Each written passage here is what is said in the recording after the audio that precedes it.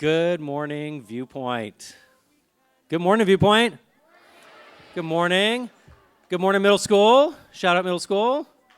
Right on. Good morning. Okay, let's see if ninth grade can do better. Good morning, ninth grade. Good morning. Woo! Thank you, Ms. Manouk.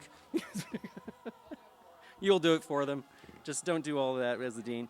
So good morning. Good morning, Viewpoint. We are so excited because on the second day of World Ready Week, we are overjoyed to have Mr. Jon M. as our honored guest. Mr. Chu is a trail... Yes.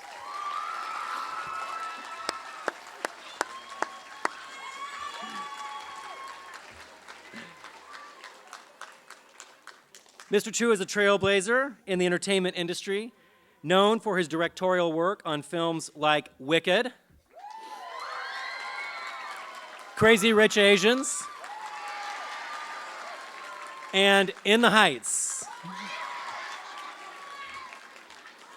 With his unique vision and his ability to bring diverse stories to life, his groundbreaking work has pushed boundaries and continues to redefine representation in film. His passion for creativity, inclusivity, and making an impact on the world is inspiring, and we're all eager to hear more about his journey. Mr. Chu's experiences in both the creative and the professional realms. He's even an author, y'all. This is his book right here, his memoir. Get on Amazon yes. if you guys have Yes. your parents' account. It's called Viewfinder. Just sign in on their accounts. Your kids aren't here anymore, so his children who attend Viewpoint were actually here in the front row during when the 10th through 12th grades were here.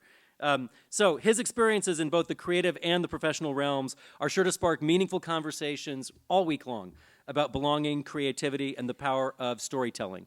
So please welcome to the stage Jon M. Chu.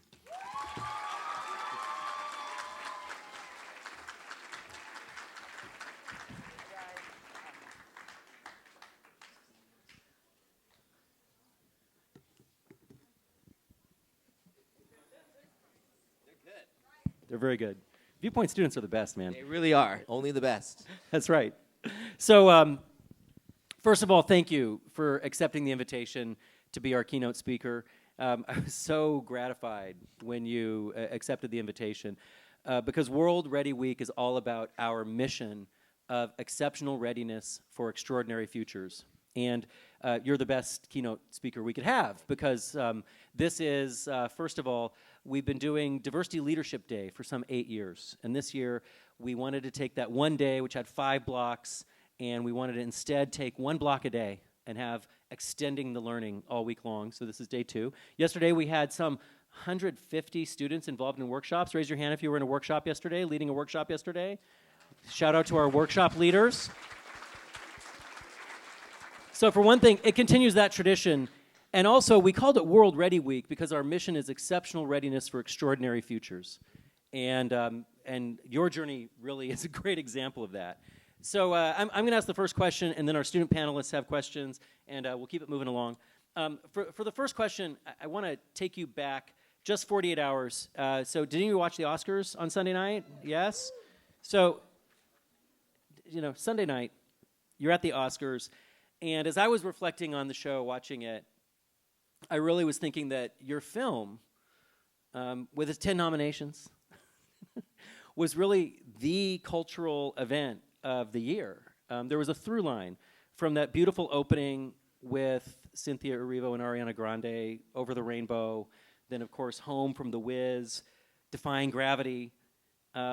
Even the Quincy Jones tribute to the great Quincy Jones was a song from The Wiz. And then, of course, your film won 2 Oscars for production design, which was so beautiful, and the Oscar for costume design, which went to Alexander? Paul Tazwell. Paul Tazwell. Yeah. And he had such a beautiful and loving, first black man to win an Oscar for costume design, and he had such a beautiful shout out to you from the stage about the role of the director and then how it empowered him as an artist. So you're sitting there 48 hours ago. I just want to take you back to Pinewood School in Los Altos. I was actually at a conference last week. I saw the head of the school. We all know one another. Actually, we really do. And so Scott Riches, who's the head of Pinewood School. Pinewood is a K-12 school in Los Altos, Northern California, that you've told me you attended. And he said, oh, yeah, of course, I know Jon, and I remember him. He was that kid with the camcorder, And so my question is like, tell us about that journey from being at a school a lot like Viewpoint up in Northern California to 2 days ago at the Oscars. Okay, it's a long journey. It's really good to be here in Viewpoint. Like you said before, I have 2 kids here, Willow and Heights, and one's in first grade, one's in TK. So we love it here, and so it's great to be around you. And I also went to a school from kindergarten all through high school, so I know the feeling of being with schoolmates that feel like family, or that you've gone through and you've grown up together, and it's really exciting. And in a school where hopefully you feel safe enough to try all sorts of things. You get to be on the sports teams, you get to be in student leadership, you get to run these, what do you call those, the little workshops that you just had? Yeah, the World Ready Week workshops. We'll do the workshops. on Thursday as well. I mean, that's amazing. How many people actually led a workshop again? Wow. So you had an idea of what you wanted to talk about, and then people signed up, and you guys got to lead that conversation? Is that what that was? That's amazing. In a weird way, that's what making a movie is like. I get to have my own workshop, except we sell tickets to it, and we put it out in the world. But when I started, I didn't know that anything I had to share was worthy of people's time. So it's amazing that you guys have time. You have this moment at such a young age to feel like what you want to talk about is worthy of people to come. I hope when anybody gets an opportunity to do that, even if you're scared of doing it, you get that, because that is one of the greatest gifts you can get, that what you have to say or the questions that you have is something that other people might relate to. When I was I'm the youngest of 5 kids, so I was always forgotten in the back. They were nice to me, but I was always forgotten. Whenever we have dinner, I have to fight for food, because if I don't fight fast enough, that food is gone. So I'm usually the person who's like right in there real quick. But when you are the youngest of 5, you get to watch all your brothers and sisters try things. I got to see my brother and sister become really good basketball players and tennis players and be dancers. And I didn't know what I did yet. So I took my parents put me in dance classes. They took me to see shows in the city, and like musicals and plays, in which I liked. I played saxophone on the band, and then I wasn't good at that, so I tried drums, and I wasn't good at that. But what I realized is when I got a camera in my hand, when I got to shoot something, and I got to edit it, which probably a lot of you do that already. At that point, not a lot of people knew how to do that, but when I was a kid, I figured that out. It made me feel like I could be heard, because I would shoot things with my family, and then I showed my parents a video that I made of us together, and they started crying when they watched it, because they moved here from Taiwan, is where they came from. They met here in Northern California near San Francisco, and they started a Chinese restaurant with no money. They didn't even speak English. The only thing they knew English was from TV shows and movies. So they'd play things like The Wizard of Oz, or they'd play Beatles music or whatever. And so when they saw us on TV, basically, because I cut together this video and put it on the TV, which I know is normal now, but back then it was not normal, they started to cry, because they felt like all the dreams that they had for us kids, for us to feel like we belonged in this country. I put music to it. I put like some fun, I don't know, Elvis music or something. And we looked like we were a family on TV. They started to cry. And I knew at that moment, like, oh, this is something I can do. And I'm sure you have had that moment in maybe some things you do. Maybe when you score a goal or you draw that picture and you can tell that your parents really love that picture or your friend really loves that picture. That's what I felt with making movies. And so I knew that this is something I wanted to do for the rest of my life. You don't have to know that now, but for some reason at that time, I knew it was something that maybe it wasn't I knew I wanted to do for the rest of my life. I knew that it kept me curious, that I wanted to know more about how to edit. I wanted to know more about what I could do with a camera. I wanted to know more about how I got them to cry and why they cried. Was it because I made the picture black and white? Or was it because I made it slow motion? Or maybe it was because when I zoomed in not too fast, but just slow enough, and with the music, that it made them feel something. So I loved studying that.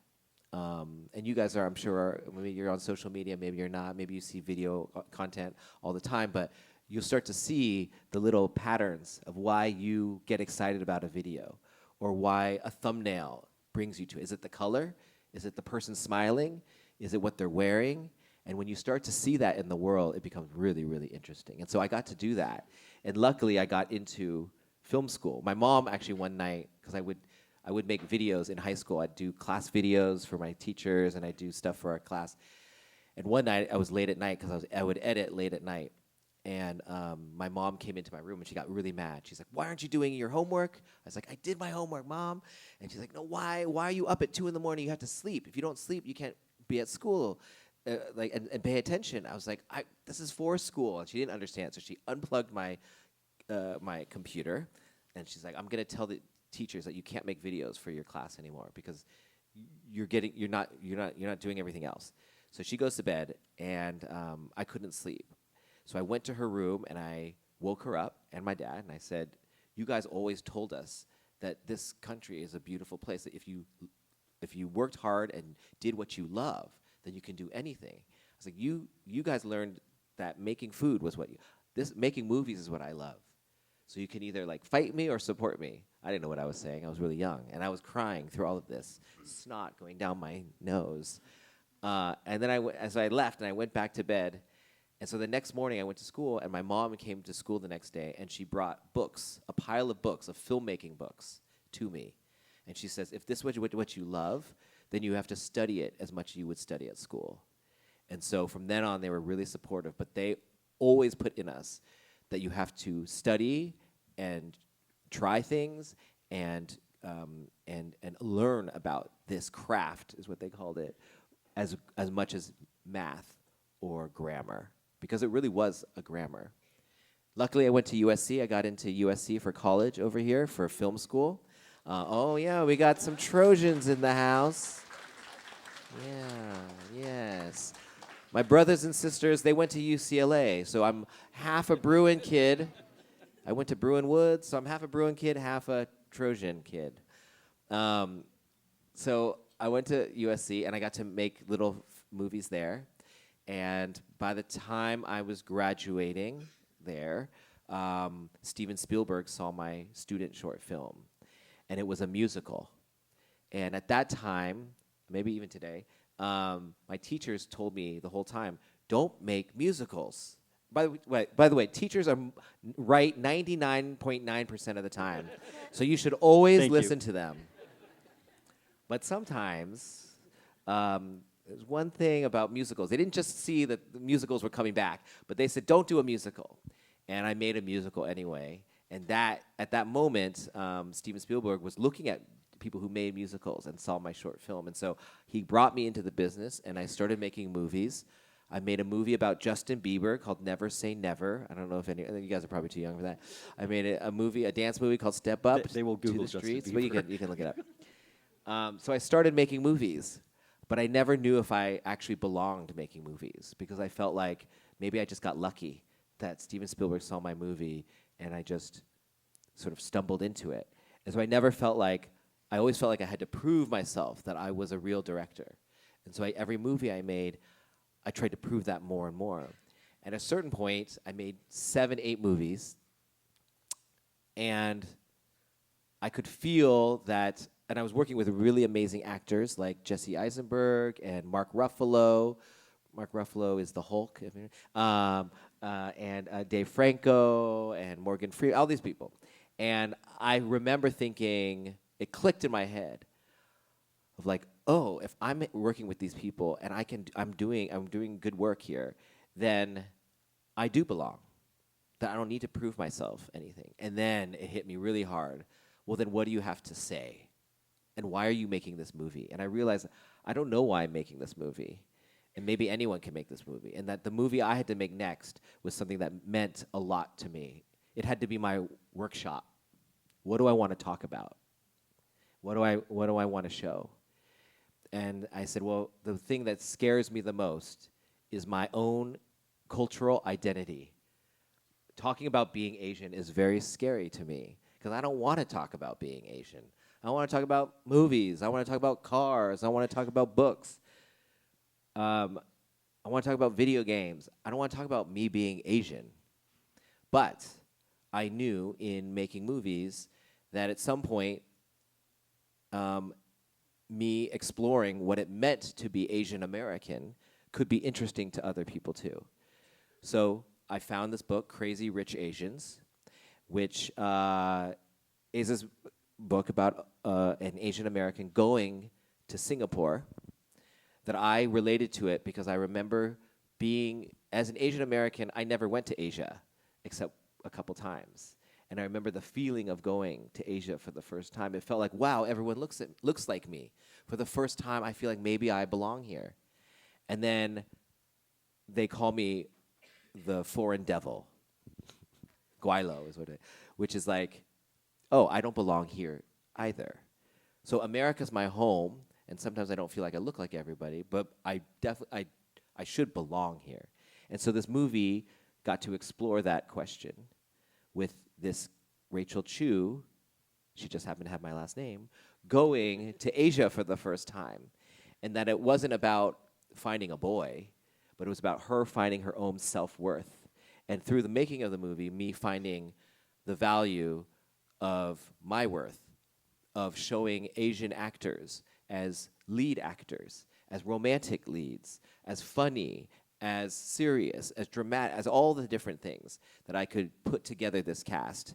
And when people got to see it, and they got to laugh and cried with it, and they brought their friends with it, that changed my whole being. That's when I knew that not only did I belong here, but now I had the confidence that maybe what the unique thing I have to say in my workshop is the thing that will fuel the next movies, that all the movies I want to do, which led to Wicked, that I always wanted to re-explore Wizard of Oz, which is a story I've heard since I was a kid, about a yellow brick road that leads you to your dreams.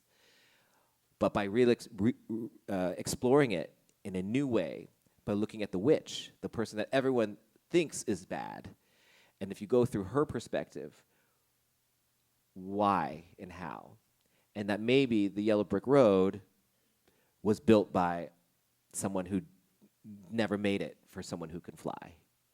And maybe the person at the end of the yellow brick road who's going to give you your heart's desire isn't there actually, and that you have to figure that out. Or maybe there's another person. I don't know. These are all the questions that I wanted to ask. And it just, this fun musical could be a great place, a relationship between these two women, Galinda the Good and Elphaba, could be something that we could talk about, sing about, dance with, but at the same time ask each other questions about what we want our story to be for the next generation.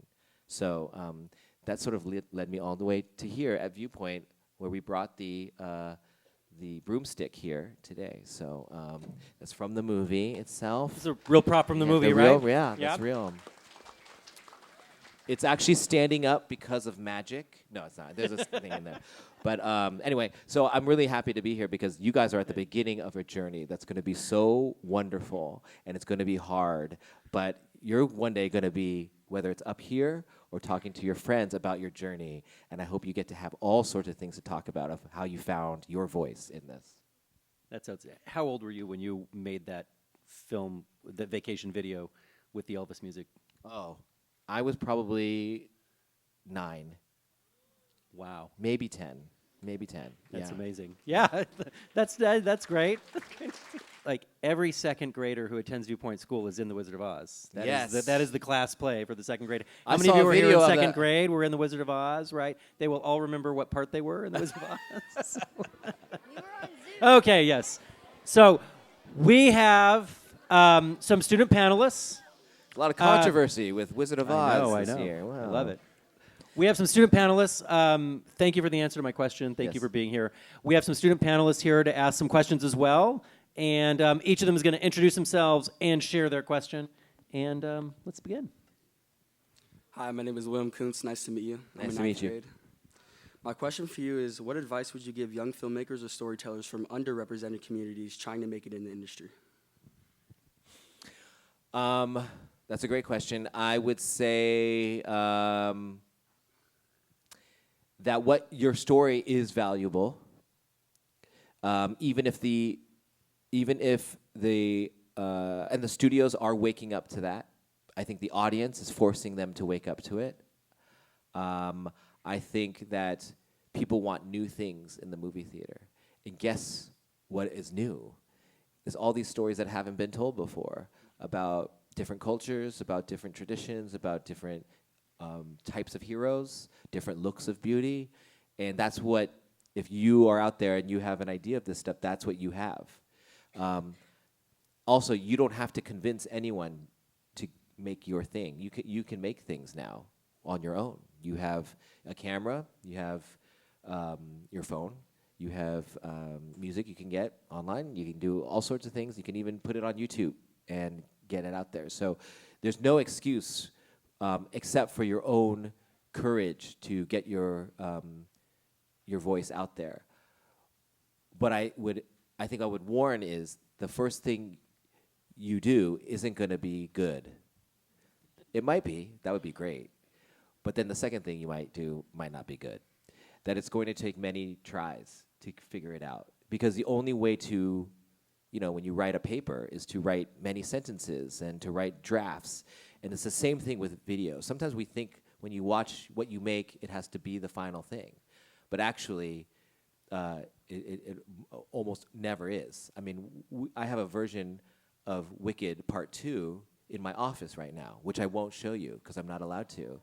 But I know it's going to be great because I know the pieces. But every day I have to go in there and make a new version and then look at it and then feel like, oh gosh, I'm going to disappoint so many people. And then the next day I go in and I fix the same thing. I'm like, oh no, I'm going to surprise a lot of people. And the next day I'm like, oh no, it's terrible. But it's going to go through a process. So I love that process. So I think more than just the bravery to put your voice out there, I think a lot of you will have that courage. You're a generation who has that courage.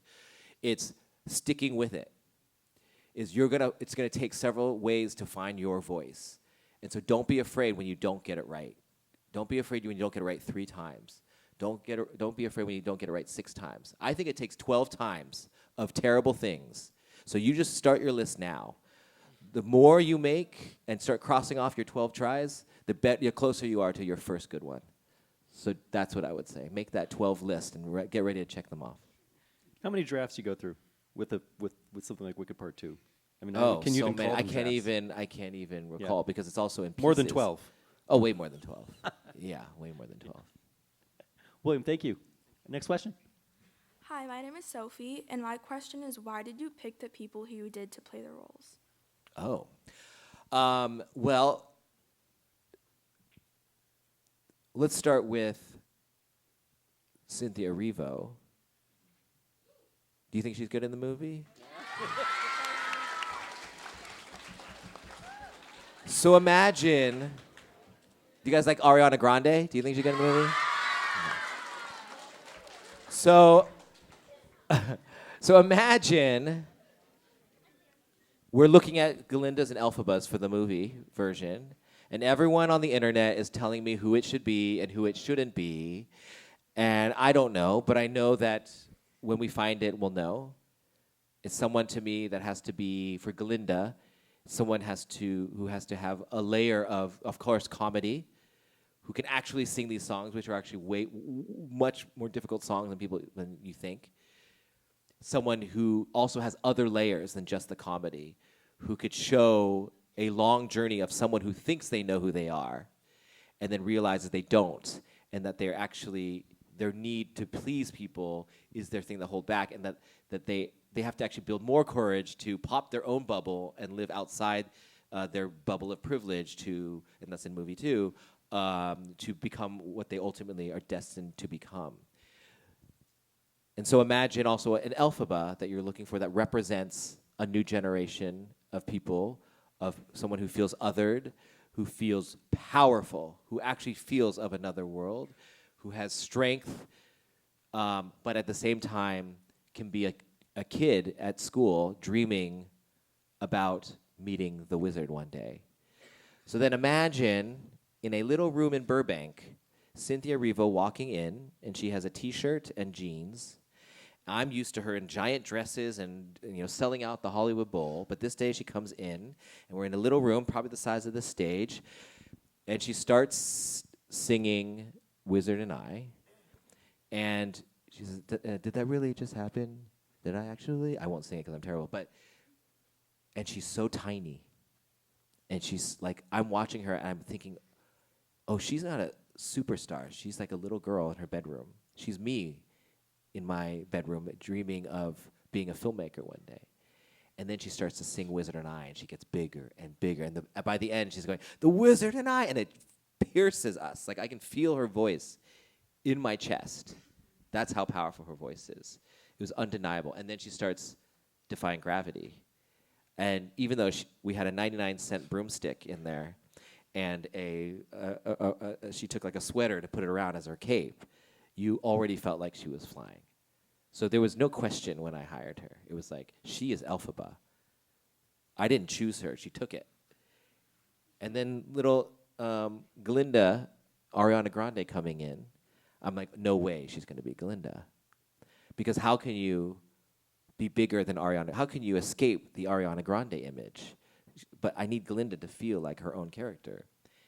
Even though she dreamed about her whole life, I didn't believe she could do it. And she came in, and she was, of course, her voice was great. Of course, she was funny, because we know she's funny. But she was the character. She was Glinda. And she talked about how she was finding her new self underneath Ariana Grande as the new Ariana Grande. And every time she came in, I still didn't believe it after the first audition. I asked her to come back again. I think it was 4 auditions that I asked her to come back, because I also wanted to see if she could come back and not feel like, oh, she's too good for this. And every time she became better and better. And I knew, so by the end, I didn't think of her as Ariana Grande. I only thought of her as Glinda. So that was an easy choice to make at that point as well.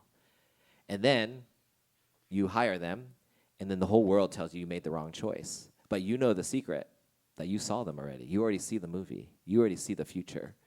And you just have to survive the next couple years and not listen to everybody, because you know what's coming. And then when it comes, and then they catch up with you, you hold back you hold back the temptation to say, "I told you so. Will you please all just follow my lead next?" But so it's been fun to see them get nominated for an Oscar this last week and get all the love and know that they have so many things to do in their future. Yeah, both those actresses nominated for Oscars. Both. Yes. Yes. Incredible.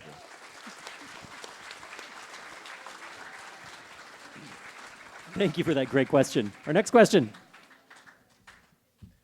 Hi, my name is Morgan, and I'm in 7th grade.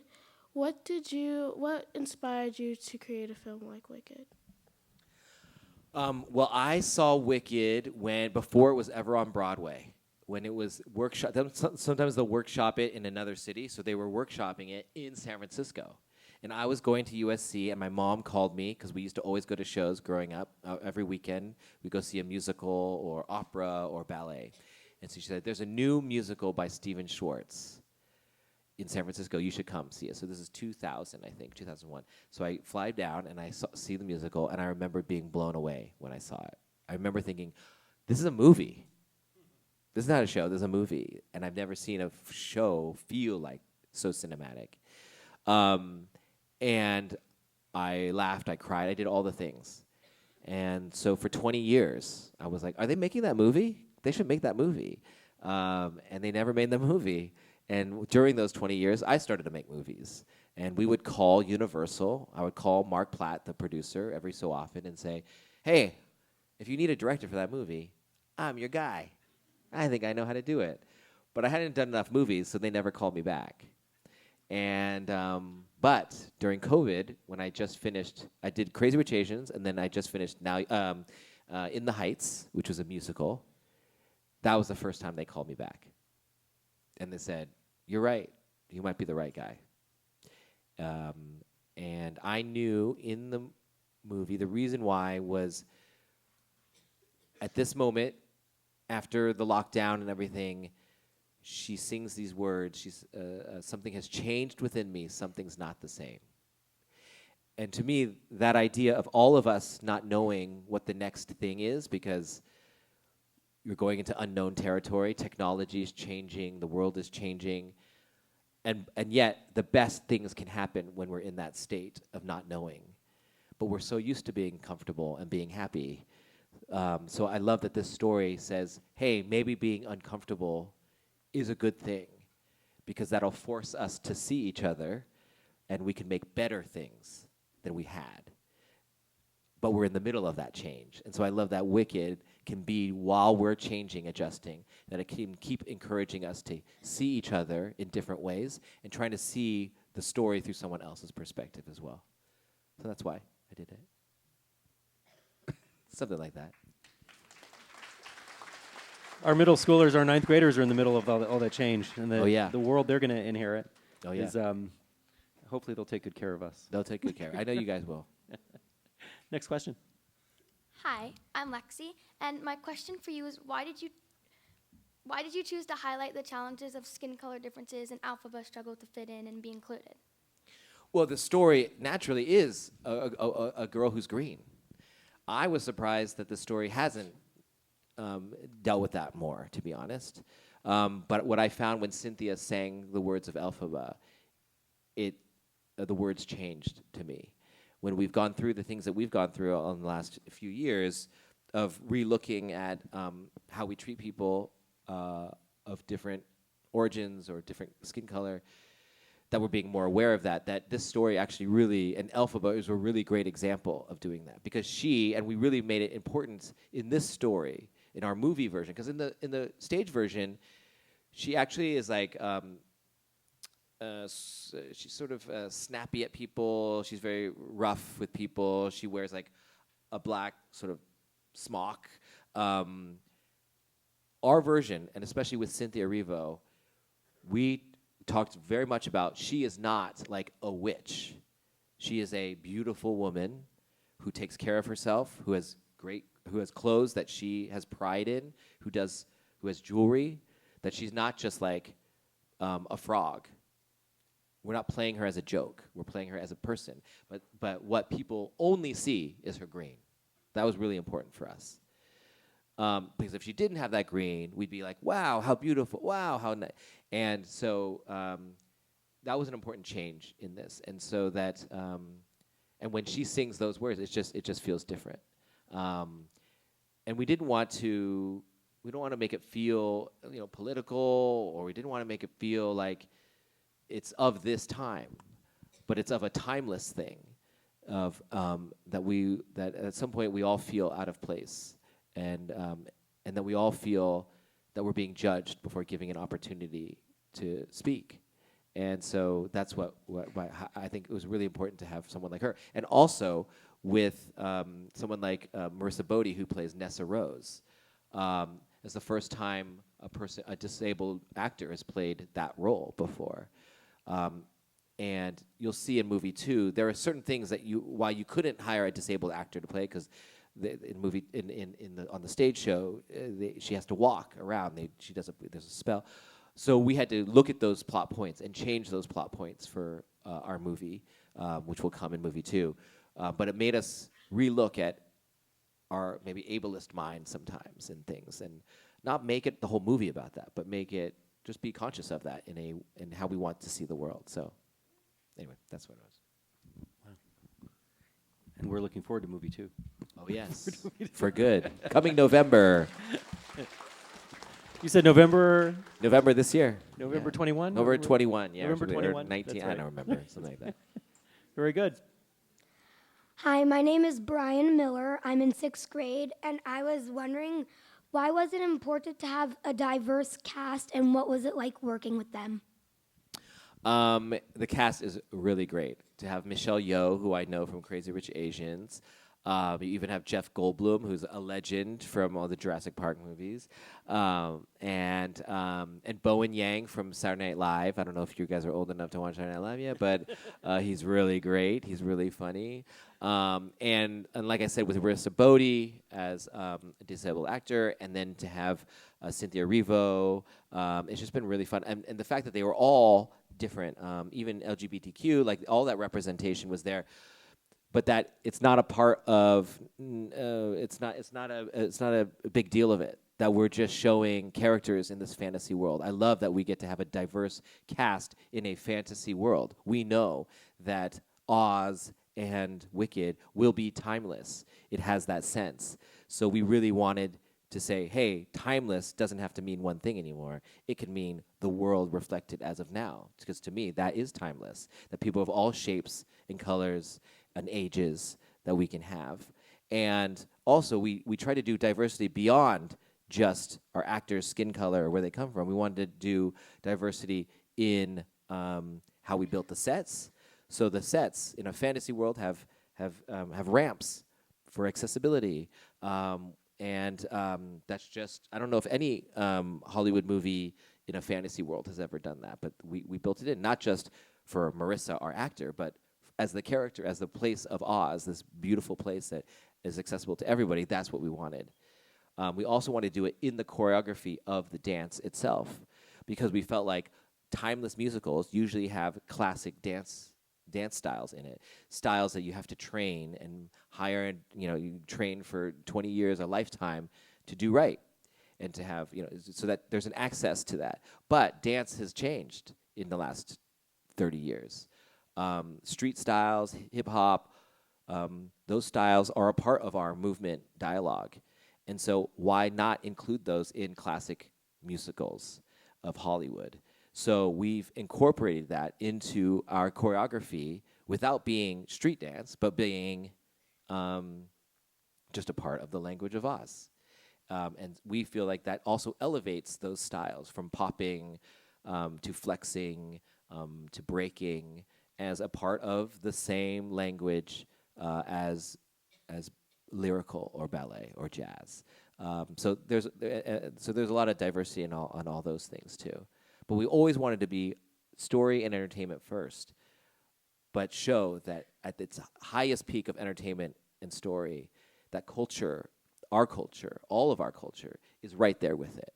And you can't do everything, but we try to do our best we can now. Wow.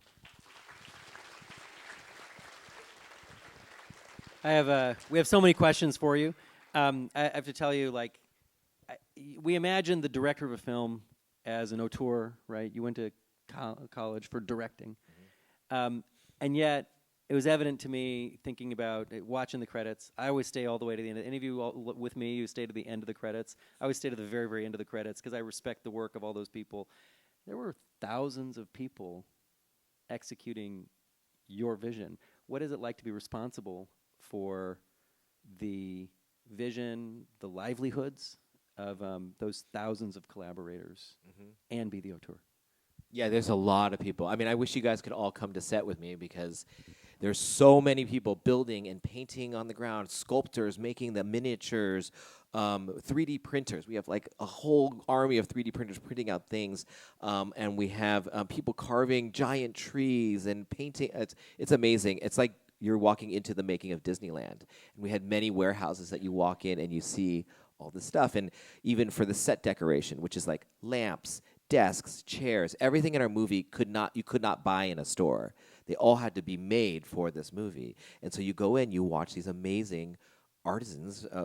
We shot it in London, who are making chairs. I mean, you're making a society of people. The thatched roofs in Munchkinland, those are real thatched roofs. They're like this thick. We brought in people who are specialized in that, and then you add flowers into that. We planted 9 million tulips for that tulip field that they're running through, real tulips. And the only reason the farmer let us take over his farm for that was because his wife is a huge fan of Wicked, so that helped a little bit. But working with thousands of people, you realize that making a movie, and actually making most things, is not an individual person at all. I can't make a movie without someone to run the camera and the lighting, and you can't do it without an actor. So I loved working with people. It is hard to work with a lot of people. It's hard because there's a lot of unknowns when you're working with people. When you're by yourself, I can write something in my bedroom and it's real because it's right there and it's in my head. But when you have to get someone else to make the thing to get there, now you have to let someone in. So I'm very scared about sharing my ideas sometimes because I don't want that person to judge me. But I have to get over that because the only way to get to make the thing is that person has to hear what I have to say. So I say that. And then they have an idea that may be better than my idea, but I don't know yet. So I have to go through hearing it, going away by myself, figuring out, does that belong in this? And sometimes they're wrong, but sometimes they'll say something that makes me think of another thought. So then that we build on that. So it's like these little Legos of ideas that we keep building. And then the painter has certain colors. Oh, the yellow brick road. What yellow are you talking about? We had like 100 different yellows. Electric yellow, a little orange yellow, warmer yellow, colder yellow. Oh, and then the bricks. Do they have grout in between them or no grout? And how thick of the grout? And how square are the bricks? These are all the questions. But when you have all these people, everyone chimes in. Oh, you know what? When they're rounder, they feel more warm. Do you want more warmth, John, or do you want more like it's structured and built? Oh, let's have a mix of the two. Great. So then we start doing that. We just keep going and going and going until finally you have like a library that has a spinny wheel thing in it that the engineers are building and that our production designers are putting books in there that can fall out. And then the dancers and the choreographers are working on choreography within it. And then I'm working with the choreographers asking, hey, what if someone spins around and jumps off? He's like, no, they can't actually do that. But you can have the camera there. We could jump over the camera, and he can actually spin from the top and just slide down. Okay, great idea. So this is making things better than I could ever imagine in a bedroom. When you do this over and over and over again, you realize, oh, that state of unknown is really beautiful.